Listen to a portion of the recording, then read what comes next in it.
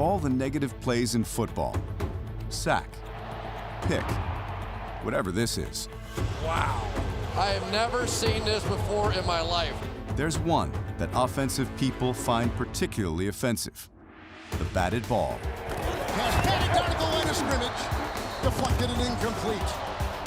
That has to be so frustrating for a quarterback. Oh, yeah. Yeah, that sucks. It does, because that could have been a big play.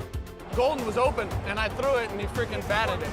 Like, they'll just be sitting there at the line, and as soon as you cock back, they're in the air, swung the ball down. That's demoralizing as it gets. 2 back-to-back batted down at the line. Oh, just stabbed my heart. I will say there's nothing more defeating as an offensive lineman, because you didn't get there, so I did my job, but you also affected the play. It's very disappointing. It's a last-ditch effort for the defensive lineman. If you can't get there, make like a grizzly bear. Paws up. It's definitely something that we teach.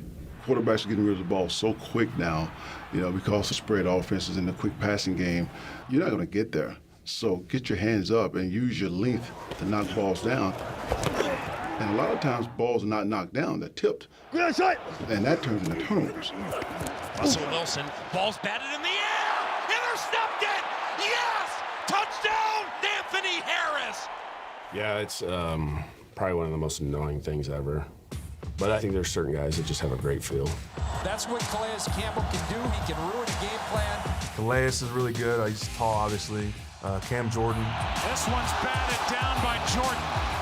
Cam Jordan just gets his big call-up, as he's done so well. Carlos Dunlap, who's like 6'12".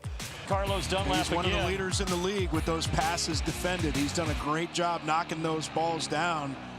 And then obviously watching J.J. Watt, to me, he revolutionized batting balls down. Batted down, the SWAT team at it again. Don't even attempt to throw his way. I think he makes that big of an impact. How many tips today? Has one. So far. The gift of SWAT turned Watt into a 3-time Defensive Player of the Year. All I know is, you mess with me, you got problems. But it's a skill that often goes underappreciated. When you get to the sideline, the DB that was targeted on that play is, man, I was gonna pick that. He threw that to me. I was gonna pick that. You hear that? You hear that more than anything else. Man, hey, if you wouldn't have touched that, that was gonna be a pick. Hey, whoever batted that was a pick 6 y'all batted down. I don't drop those. I used to really pride myself on batting balls, but then I decided that it wasn't as sexy as getting sacked. They don't give you enough credit for it. They don't. It's true. The batted ball wasn't even an official statistic until 2019. I almost caught it. It hit both my hands. Before that, it was recorded as a PBU, or pass breakup, the same as a downfield deflection by a defensive back. And the NFL didn't start keeping track of those for defensive linemen until 1994. And that's thanks in large part to this man, the original Batmaster, Ed Too Tall Jones. There's no one more valued in sport than the good big man. Someone big enough to blot out the sun or cloud a quarterback's vision. Ed was 6'9", and when a quarterback would roll to his side, Ed would raise his arms, distract his time in to keep him from throwing the ball effectively. Ed made so many big plays knocking balls down and changing the quarterback's timing that if they would keep track of that like they did quarterback sacks, Ed would be in the Hall of Fame. That's the reason they call him too tall. He's too tall to throw over. I was told I'm the only player in history with over 100 batted passes and 100 sacks. Was blocking a pass as satisfying as a sack? Yes, and the reason being was because with a lot of those blocked passes, there were interceptions. I'll never forget in the 80s, playing at just Phil Simms, I blocked 2 passes. One of them, Jim Jeffcoat picked off for a touchdown that won the NFC East for us. Tipped and intercepted by Jeffcoat, and Jim Jeffcoat is going to run this back the length of the field for a touchdown. How do you do?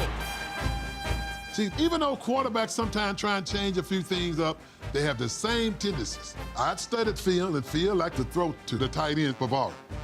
That's who he was trying to hit. And for the 58th time in the last 6 years, Ed Too Tall Jones has knocked down a pass. You got to study that quarterback. If you learn when he's throwing to that tight end or dumping to running backs and all that, you can block a lot of passes. An opposing coach said, the only way to stop Too Tall is with a gun. Murder seems a little extreme, but there are ways to combat would-be ball swatters like Too Tall.